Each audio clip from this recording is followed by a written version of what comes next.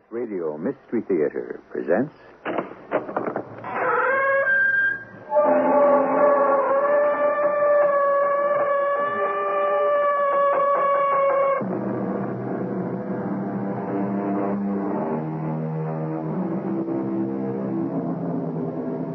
Come in.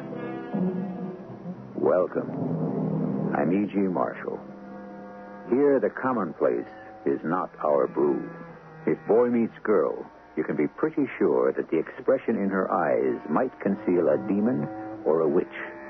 In a way, this story is like that, because not one but several persons are possessed. Its origin goes back 20 years, and might have gone farther back except for a man's good behavior. For what?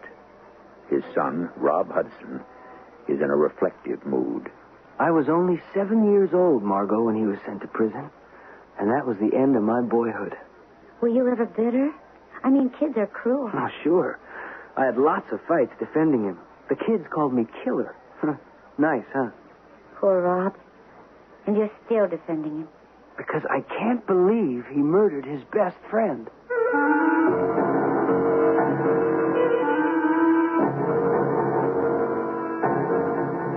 Our mystery story, The Secret of Laurels, was written especially for the Mystery Theater by Roy Winsor and stars Norman Rose and Don Scardino. It is sponsored in part by True Value Hardware Stores and Buick Motor Division. I'll be back shortly with Act One.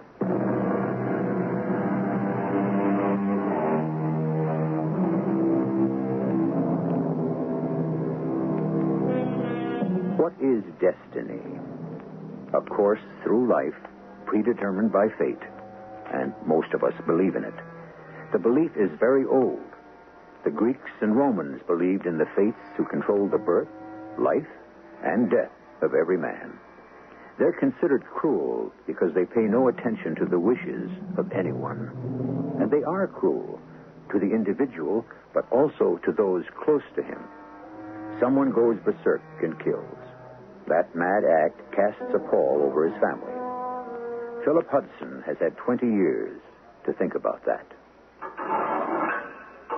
Rob? Welcome back to life, Dad.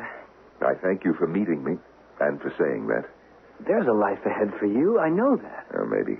I certainly haven't helped yours. Rob, I'm very proud of you. I've often thought of what I put you through, and your poor mother. The disgrace killed her. Don't think that, because it isn't true. Look, I'm a doctor, remember? I never forget it. That's a great achievement, Rob. Under the circumstances, remarkable. I'll make it up to you. There's nothing to make up. You've served your time and you're a free man. Hardly that. I'm free, but I'm not free. People don't forget or forgive. To them, I'll always be the man who murdered Johnny Marsh. I'm an outcast. I can't pick up life where I left it, Rob. Your Margot knows what I mean. Meaning what? You have felt my disgrace. That's undeniable. And your wife, I'm sure, has felt it for you. Your loyalty has placed a chip on your shoulder.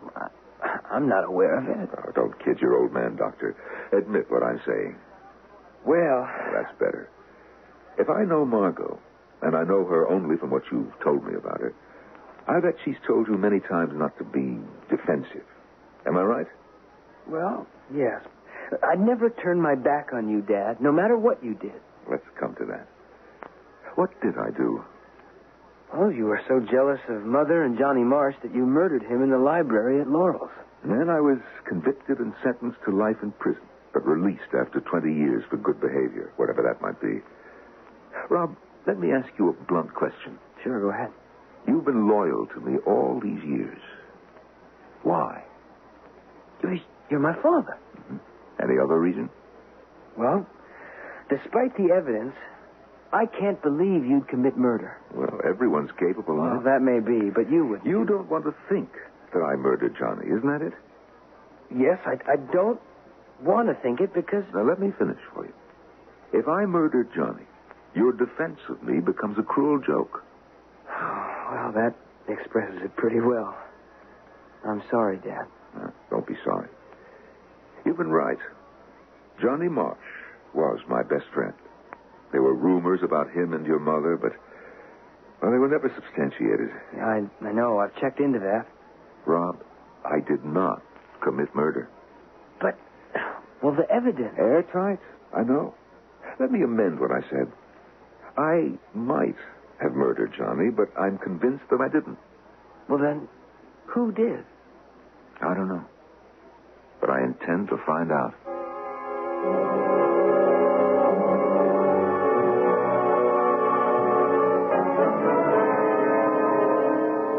What a fine man he is, Rob. Thank you, darling. I think so. He was always good to me when I was a little boy. He taught me to ride, and he bought me a horse. Mm-hmm. And then it all went smash. I was a kid whose father was a murderer. I like him very much. I wish he'd stay with us. Too much to do. He was an important man in Jefferson Falls. He wants to recapture that image. He'll stay at the Lee Hotel until he vindicates himself. Or has to admit that he blanked out and really did murder that man. That could have happened, of course. At the trial, he said he blanked out, couldn't remember what happened. Because of his position and Johnny Marsh's reputation, the court wanted to show mercy. Otherwise, he'd have been hanged. Johnny really turned on the ladies, right? I guess so. I remember him, of course. He was at our house, Laurels, a lot. Why does your father think he's innocent? Well, you heard him, Margot. But I didn't really understand him and his talk about character. Do you? It's the world he moved in. Johnny Marsh may have had his eyes on lots of girls, but he'd never fool with anyone in his set. That was an unwritten law. Unheard of. So those rumors about Johnny and your mother weren't true? No, the two were flirtatious, but what my father is saying is that he never was really concerned about them. If he wasn't jealous, he had no motive for the murder. All right. If he didn't murder Johnny, who did? The housekeeper and your mother found him dead in front of the fireplace, and your father sprawled on the floor with a revolver in his hand. I know. You don't think your mother... I don't want to, but I've wondered about it. And Mrs. Grove? No motive. She was our housekeeper. A nice, simple, competent woman. I liked her. I don't think he's got a chance, Rob. He was caught cold. He must have murdered Johnny. You can't get around the facts. What can he possibly dig up now that might help him? Your mother's dead. Your old home is run down. No one will buy it because of the story and the rumors. The haunted house. That makes me sad. Laurels was a wonderful place. I remember it clearly. Victorian. Lots of fireplaces, and the library with its books and the smell of leather and fruit wood burning. My favorite room. Keep the memory and forget that the murder took place there, Rob. I may have to. All of it should be forgotten. Maybe it's foolish to rake up the past.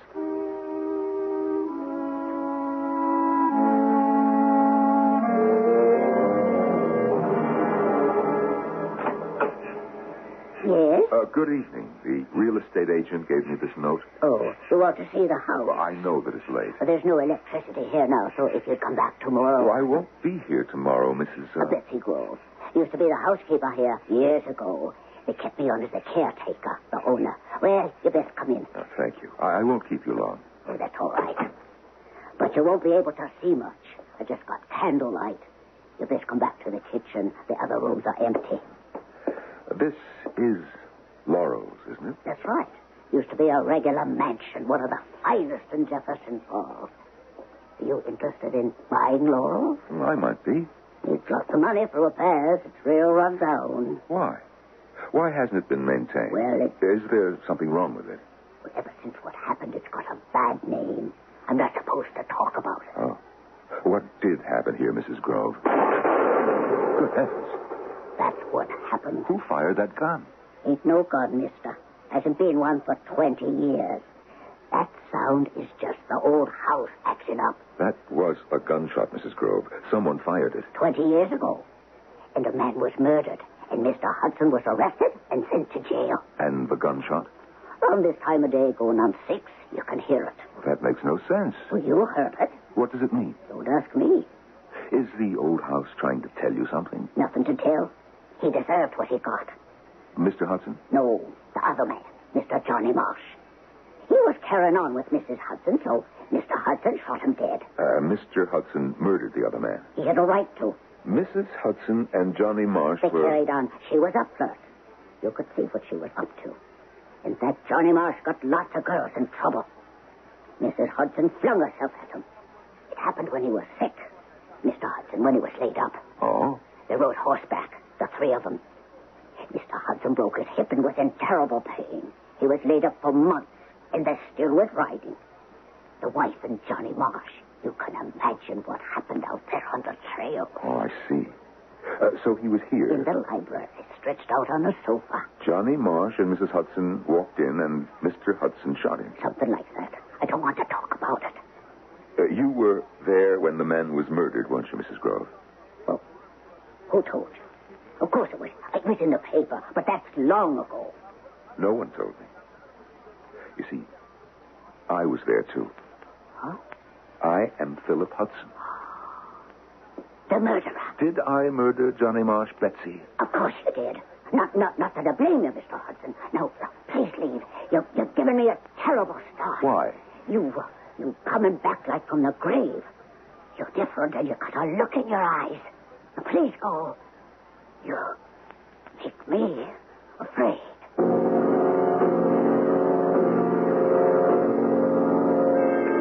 Who, Dad? Betsy's daughter. Wasn't her name Rose? Oh, that's right. Rosie Grove. I know her, Phil, from the hospital. Handsome woman in her late 30s. She's a nurse in pediatrics. Oh, you must know her, Phil. Dark red hair, good figure. Right, I've seen her, but I never talked to her. So that's Rosie Grove. Mm-hmm. She used to babysit with me, remember, Dad? I had a real crush on her. And you never introduced yourself when you became an intern? I had my eye on a younger nurse, you, Margot. Rosie's old enough to be my mother. Oh, hardly. You were 7, and she was about 19 when I was arrested for shooting Johnny Marsh. Margot, you see her every day? Almost. Why? Well, I've been doing a lot of thinking. Rob, do you remember Johnny Marsh? Sure. I liked him. Your impression? Handsome, manly.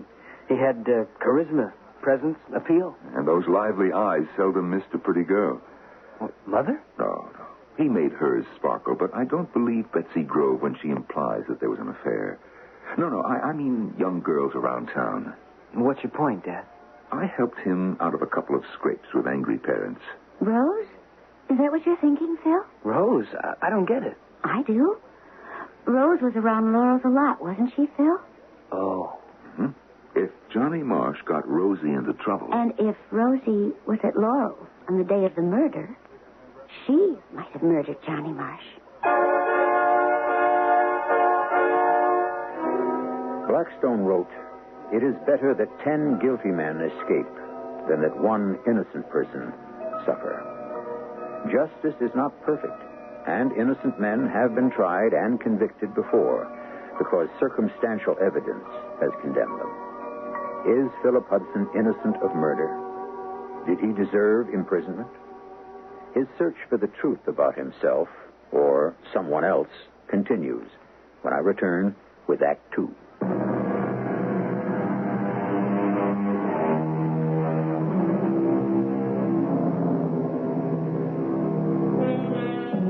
If mystery surrounds murder, it is wise and practical to study the victim.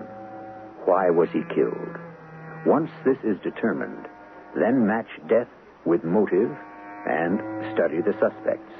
There may be several, each with his own reasons for thinking of committing murder, but only one who is irrational enough to do it. I'm referring to premeditated murder. The problem for Philip Hudson is that he acted impulsively when he murdered Johnny Marsh. He was proven guilty and now is attempting to prove his innocence. It is 9 o'clock at night. Betsy Grove rings her daughter's doorbell. You busy, Rose? Oh, come in, Ma. I couldn't telephone. I know. Oh, why do you stay out there at the Laurels? No electricity, no telephone. It's out of the Middle Ages. It's a living room. Oh, well, I'd rather be a lighthouse keeper. Hey, you look kind of upset. Anything wrong? Mr. Hudson, come back. Huh? No, he's out of prison. Mm-hmm. Well, did you see him? He come to the house just before 6 and he heard the shot. I didn't know who he was. Oh, how could you forget him? His mustache is gone and his hair white and thin. Well, what did he want? He wanted to see the library where it happened. Well, why not? There's a curse on the room. Oh, come on, there's no such thing, Ma. It's just an empty room. You've heard the shot, Rose. Oh, or something that sounds like a shot. I can't believe that shot goes on echoing all the time. Murder was done there, Rose. And it's like the dead man never wants it to be forgotten. Well, I've forgotten it. Well, does Mr. Hudson want to buy the house again? I don't know. He just wanted to see the library. Yeah. The murderer returns to the scene of the crime. Well, let him see the room and then forget about it, Ma. He'll go away. No, he won't. Not as long as he wonders what happened. Well, there's nothing to wonder about. He murdered Johnny, and that's that. And I'm glad he did. Now, you know what I went through. You turning your back on me. You ever think back on what you've done, Rose? Once in a while. It's only natural. There was a funny look in his eyes. Mr. Hudson. Kind of intense. And boring into you like he thinks maybe he didn't do it. What are you talking about? Didn't murder Johnny? Of course he did. We were there when Mrs. Hudson came through the door and Johnny on the floor and the gun in Mr. Hudson's hand. Yes, it's true enough. He did it all right. What else is bothering you, Ma? Oh, it's all come back in a heap. Him showing up, the shot, all of it. The trouble you had.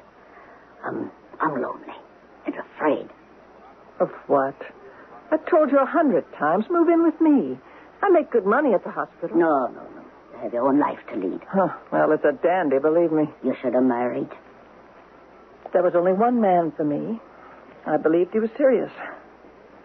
Then I find out I was just another doll in his collection. Well, I'm alive. That's something, I suppose. And he's dead. When I feel low, I think about that. He's dead. That makes me feel good. I owe a lot to Mr. Hudson for killing that pig.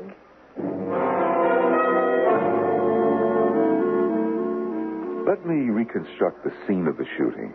I'll draw the library and place the furniture. How big was the room? About 25 by 18, paneled in wood, with a fireplace here opposite the double door, which was always kept open. Your desk in front of the bookshelf. Here. And to the left, a big sofa. To the right, French doors opening onto the garden. You were lying down on the sofa. My legs propped up and my hip hurting like the devil. Mrs. Grove came in with my painkiller pill, and I took it. And the revolver? I've been cleaning it. They say that I left it on the mantel. So, Johnny Marsh comes into the library. You get up, go to the mantel, pick up the revolver, and shoot him. I don't remember, Margot. All that is a blank. And they found you on the floor with the gun in your hand. Who found you, Phil?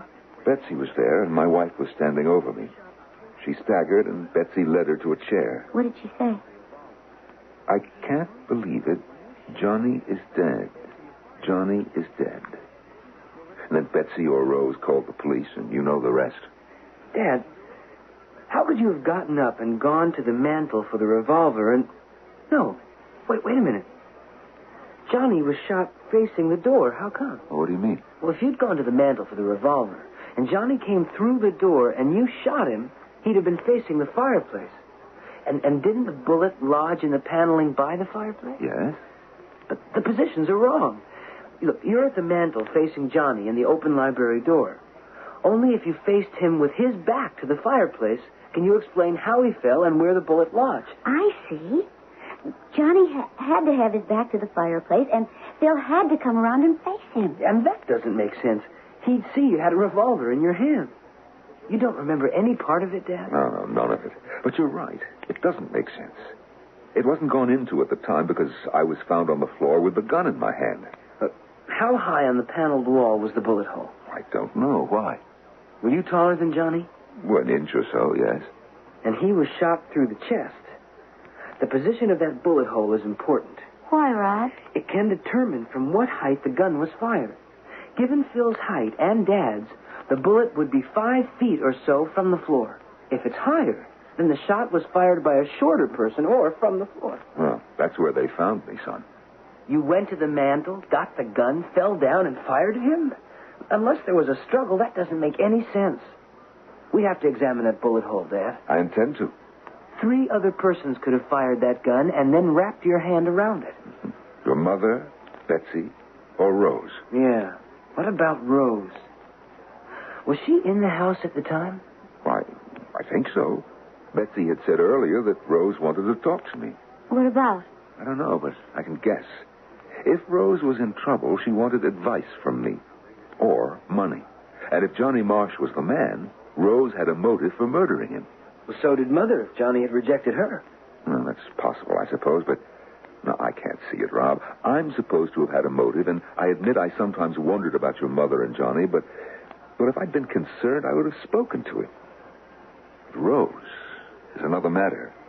What about Betsy? No, I can't see that. She was devoted to the family, and it was Betsy who gave me the medication. Were you given a blood test after you came out of your blank out, Dad? No.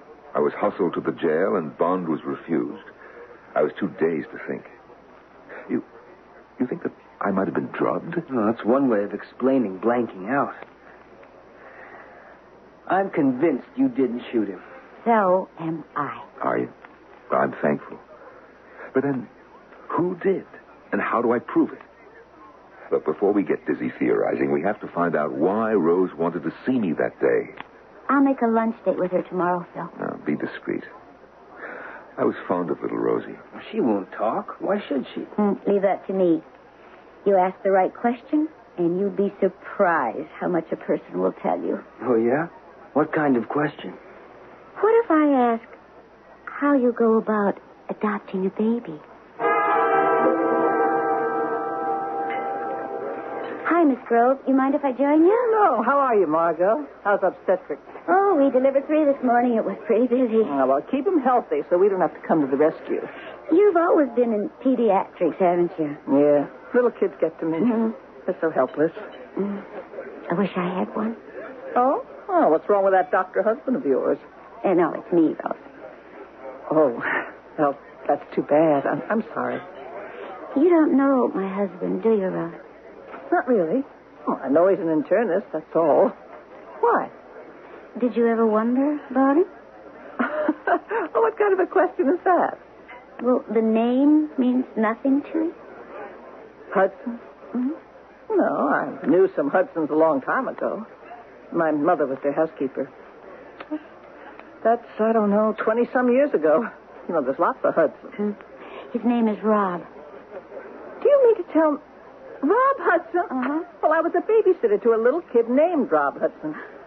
Now, don't tell me. But I do. That little boy is my husband. Well, I don't believe it. Rob. And I didn't know him. I've got another surprise for you. His father's come home. No surprise. I heard. Oh? Released for good behavior. Mr. Hudson. That name brings back memories. Bad ones, right. I suppose. But I don't regret what he did. I hated the man he killed. You did? I'm not a pure spinster, Martha. Oh. Yeah. Oh. Well, I don't mean to pry. Ah, it's no great secret. Johnny Marsh got a couple of young girls pregnant, including me. I said he had to marry me, but he told me to run along.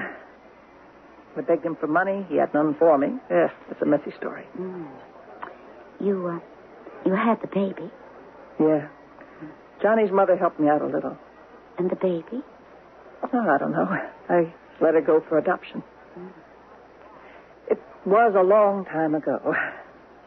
Do you know Laurels, Martha? Well, yes, I've seen it from the outside. Oh, it was some place back then. I lived there, with my mother. We had 2 rooms on the 3rd floor with a view of the garden. It was beautiful. I left when I was 18 for nurse's training. Mr. Hudson paid the tuition. Was there anything between Johnny and Mrs. Hudson? Who knows? My mother thought so. She was straight-laced, I can tell you. When she found out about me, she condemned me straight to hell. She got her wish. I'm 38. All I've got is my job. Otherwise, the last 20 years have been empty. You never thought of getting married? Not after my experience. Anyway, Johnny, no matter how rotten he turned out to be, he was it. He must have been something else. He was.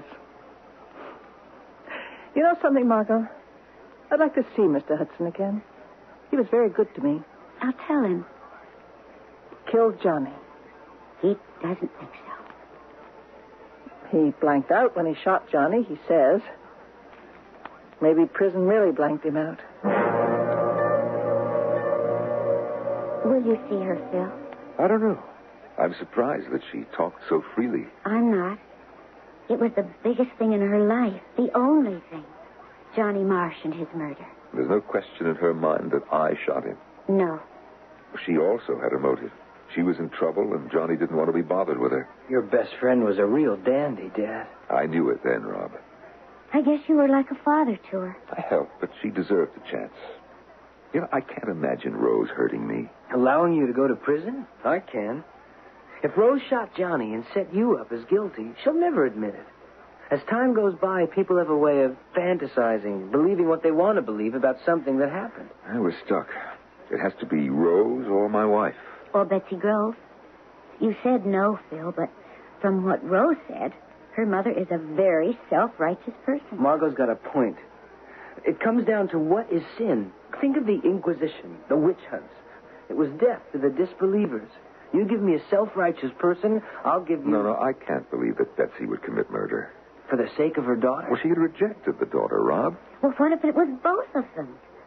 Betsy gave you the medication. It must have knocked you out. Rose walks in, grabs a revolver, waits for Johnny to appear, and bang. If that's what happened, there's nothing to be gained in my talking to Rose.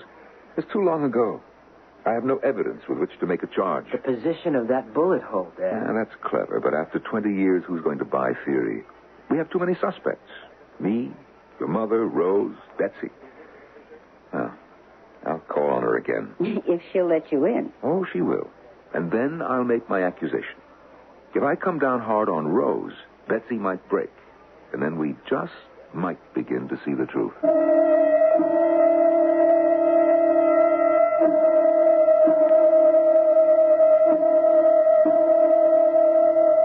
It's a funny thing in life how friendships arise and what their consequences might be.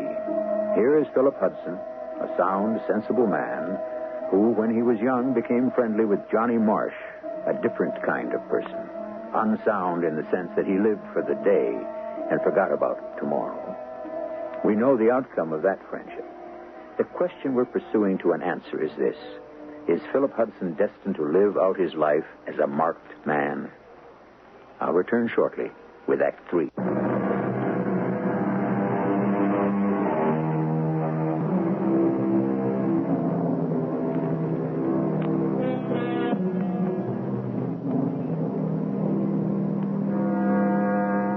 It would be an agonizing experience to be imprisoned for 20 years, thinking all the time that you did not commit the crime of which you were accused. Yet there is the evidence.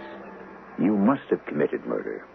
If, in fact, you did not, how can you ever trap the guilty person? Not with facts. They're against you. By admission? Maybe. Under the pressure of fear and guilt, a person has been known to break down. And that is what Philip Hudson hopes for as he waits for Betsy Grove to open the door to Laurels. Oh, Mr. Hudson. I have to talk with you again, Betsy. I've nothing to say. I don't want you in the house. You see this? Oh, you must be crazy, pointing a gun at me. Now step aside and close the door. No, Mr. I had something to say to you. No, please. And you will listen. Please put the gun away, Mr. Hudson. It reminds you of 20 years ago, doesn't it, Betsy? The day that someone shot Johnny Marsh. You murdered him. You know that. I don't think so. That's what we're going to review. Now carry the candle into the old library. No. And do as I say. Please, Mr. Hudson. Dear Lord. Ghostly sound of the shot that killed Johnny Marsh. You know what it means? Here, I'll open the door. It's like a tomb. It is a tomb, and it's held a secret for 20 years. And ever since, you can hear that ghostly gunshot at the same time every night. Because I was falsely accused of murder. Isn't that right? No, sir. You killed him. I seen the gun in your hand, and so did she. And Rose? Huh? Rose? She was here, Betsy. Don't you remember she wanted to talk with me? No, Rose wasn't here, Mr. Hudson. She says that she was. Rose? You talked to her? She told my daughter-in-law Rose was here. And you know why Rose wanted to talk to me, don't you? Rose and I weren't close. No, I don't know. She was pregnant. Merciful heaven. My life was cut off, and I spent 20 years in prison for a crime someone else committed. Rose was pregnant by Johnny Marsh. That filth. He wouldn't marry her, and he had no money. Oh. That's why Rose wanted to talk to me. Isn't that so, Betsy? Of course it was. Why throw that disgrace in my face, Mr. Hudson? You admit that Rose was going to have a baby and that she led it for adoption to the Davis Foundling Home. Oh, you poor little girl. Unwanted. Rose couldn't support the baby, and she lost her head. What are you saying? Betsy, you gave me my medication. Do you remember? Oh, you was in bad pain. The painkiller never before had knocked me out, Betsy. Why did it knock me out then? Why did I blank out? Maybe you just fainted from the pain. Oh, no. I think that you drugged that medication. What are you saying? You know what I'm saying, Betsy. Rose hated Johnny Marsh. She was in the house, waiting to see me. You came in with my medication and drugged me. Rose grabbed the revolver off the mantel and waited for Johnny to come, and then Rose shot and killed him. No, not Rose. No. Rose murdered Johnny Marsh. No, she didn't. Mrs. Hudson was... she and Johnny... Are you saying that it was Mrs. Hudson? I'm saying nothing more. Did my wife put Rose or you up to drugging my medicine? You won't get another word out of me. You can't come back after 20 years and blame innocent people. I'm going to tell Rose. You don't have to. I'm going to tell her myself. Don't you go near her. You try and stop me. I have an idea. It's pretty far out, but it might work. What is it? Remember the play within the play in Hamlet? Sure, that's how Hamlet trapped the king. Well, why don't we reenact the murder? When a detective is stuck, sometimes he gets everyone together, goes over the case, and then someone turns pale or something, and that's it. But we don't have all the suspects. I could be Mrs. Hudson. I mean, your wife. Well, you'll never get Rose or Betsy Grove to cooperate. Oh, there's a way around that. Yeah, what is it? But I have to think it out. You two visit. I need a pencil and paper and some quiet. I won't be long, I hope. That is pretty far-fetched, Rob. What else is left? No one's going to confess. Don't you want to try it? I don't want to make a fool of you two. We believe in your innocence, Dad. So do I. And I'd like to make it up to you. But the chance is so slim, Rob. Up to you, Dad. If you don't want to take it... I don't think that I do. What's changed your mind? The facts. I sat in prison so long, I convinced myself that I didn't murder Johnny Marsh. But the facts were conclusive. I was jealous of him. And there was talk. You see? Motive. Opportunity. The revolver in my hand. Let's call it temporary insanity and let it go at that. No, Phil. I heard what you said, and no. We're going to try my scheme. Someone's gotten away with a horrible crime. I'm not revengeful, Margot. Well, I am. Now listen to me. And I'll tell you why Rose and Betsy will cooperate. Margot, you're a dirty little snake. You said it was common knowledge, Rose. Did you have to pry and gossip about it to Mr. Hudson? Do you know what he did last night? Yes? He told my mother that I had murdered Johnny Marsh. Well, I'm seeing a lawyer when I go off duty, and Mr. Hudson will hear from him. I'll sue him for everything in the book. And you, too, for putting the idea in his head. Okay. Is that all you can say? Okay? You're in trouble, Margot. Look, he was sentenced for murder, and he comes back and he says he didn't do it? Well, that's a lot of nonsense. He didn't, Rose. Well, of course he did. Is he crazy or something? No. We don't think he did it. But I did. Is that it? That's what he suggested to your mother. Suggested? He pulled a revolver on the old lady. She's a wreck. And he'll pay for that, too. Oh, I liked Mr. Hudson. He did a lot for me, but this... Tell him we'll see him in court. Oh, accuse me of murder. He didn't, Rose. Well, of course he did. He said I did it. Or Ma and me conspired to do it. Well, you were glad to see Johnny die. Well, I still am. But I didn't murder him. You could have. Oh, look, if you'll calm down, I'd like to tell you something. Mr. Hudson says he doesn't remember the shooting. Well, what else could he say? He may have had reason for the shooting. Sure, jealousy. But you also had reason to shoot Johnny Marsh. I did, but I didn't do it. Can't you get that through your blonde head? Well, your mother... Oh, come on. My mother? She hated me for getting into trouble, not Johnny. She knew what he was, but shoot him? Oh, not a chance. And then we come to Mrs. Hudson. What about her? What if Johnny had rejected her? No good. They were together a lot, and they rode those trails. You know what can happen. Oh, that's supposition. I am not naive. Mrs. Hudson was a beautiful woman, and she enjoyed her conquests. Johnny was one of them. What if he wasn't? The set he belonged to just didn't tamper with each other's wives. Do you get what I'm saying, Rose? But she murdered Johnny? That's what we really think. Oh, she's dead. You'll never know. We may. If you and your mother will help us. Huh? We want to reconstruct the scene of the murder tonight. In the library, just when that gunshot is heard. What for? To see if we can't jog your memories. Mr. Hudson or you or your mother just might remember something about what happened that will point to the truth. I do remember she came into the room, but she didn't go past me. I wonder. The windows in the library are French doors, very beautiful. See? That's what I'm getting at. If you'll help us, Rose. Look, Mr. Hudson accused me of murder. But why? Ask yourself why. He did get your mother to admit you were there, Rose. But don't you see? He was fishing for information. But, Margot, he did it. The gun was in his hand. But he was in pain. The revolver was on the mantel. And the shot was fired from the wrong direction. What? Well, tell me about that. Oh, will you help us? Just you. We won't bother with your mother. Oh. Okay. One more shot and she's gone. Oh, sure. All right, I'll play your game.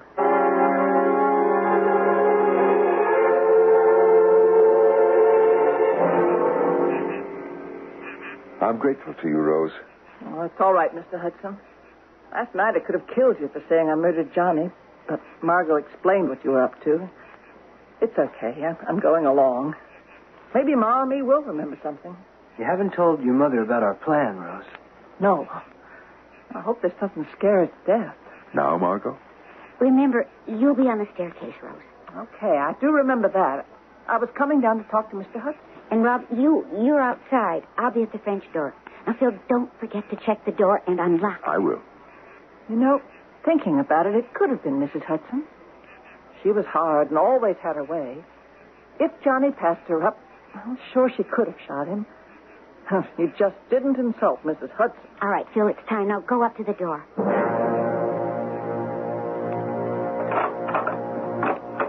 Hello, Betsy. I really shouldn't let you in, Mr. Hudson. I told Rose how you come raving in here last night and accusing her of the murder. Well, I've changed my mind, Betsy. Well, thank the Lord for that. I thought you was out of your head. What is it this time? Let's go to the library. But Mr. Hudson... There's nothing to be afraid of. What are you up to? Betsy, will you listen to me very carefully? Go on. I want to see if I can't reconstruct what happened 20 years ago. What? Now, I'll be on the sofa cleaning my revolver. What? You bring me my medication. Just pretend medicine. A glass of water will do. We'll hear voices. What? What voices? We'll see, you and I. They're coming back to the library. Maybe. Oh, you give me a chill. Well, there's nothing to be afraid of. You're a sensible woman. I'll just open the door. Oh, I hate this room. Now, you get the medication. Oh, and Betsy, this is important. Oh. Think back. Think back 20 years. 20 years? Mm-hmm. You're suspicious of Johnny and my wife. Oh, and I think of how they pulled the wool over your eyes. And think about Rose, pregnant by Johnny. Oh, that dirty... Think about all that. It's 5:30. Now, I'm on the sofa. All right? Now, begin. I pretend to give you the water. That's right. Now, hand it to me. Then, what did you do? I took the gun from you. I remember that. You said, put it on the mantel. Hello, Phil. We're back from our ride. On the floor. Get on the floor, Mr. Betsy, Hudson. what are you doing? Dragging you to the floor. Johnny, he's dead. You killed him. Ma, what have you done? I saw it. It was you. You murdered Johnny Marsh. Oh, good Lord. He tricked me. Mr. Hudson tricked me. I killed Johnny because of you, Rose. As a disgrace. He was rotten. I killed him. And you tricked me, too. You told me that Mrs. Hudson had... I wanted the truth. Now I have it. My mind and soul are clean. I'll call the police, Dad. No, Rob. I'm not vindictive. I'll speak to my lawyer in the morning and let him do what is right. But you have to be cleared, Phil. I will be. But I'll urge the court to be lenient with Betsy. Now, let's leave this room for the last time. Did you notice anything different about it? I didn't hear that ghostly gunshot. It's gone. A gunshot laid to rest.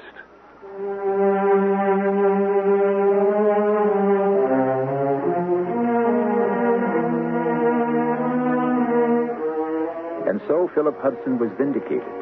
The evidence against him was circumstantial, and, as we have learned, it was contrived. If he and Johnny Marsh had not been friends, if Mrs. Hudson had not been attracted to Johnny, if, such a big word, if. Earlier, as we set out on our visit to the realm of the macabre, I mentioned destiny. Is life predestined for each of us? Think about it. I'll return shortly.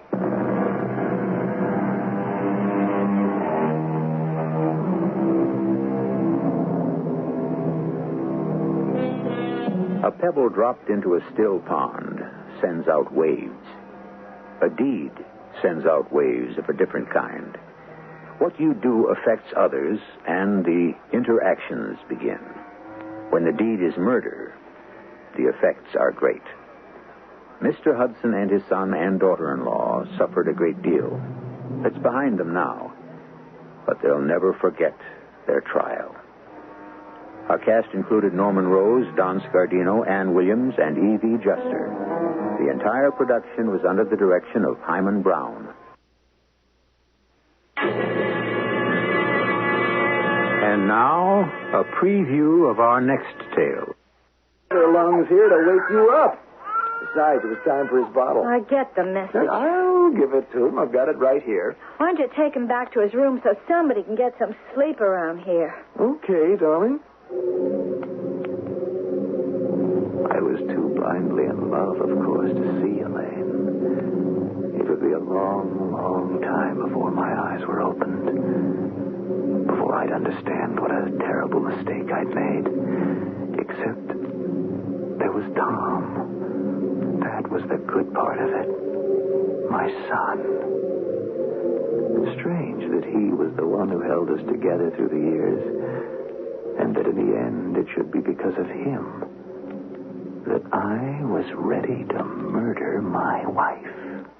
Radio Mystery Theater was sponsored in part by Buick Motor Division and Contact, the 12-hour cold capsule. This is E.G. Marshall inviting you to return to our Mystery Theater for another adventure in the macabre. Until next time, pleasant dreams.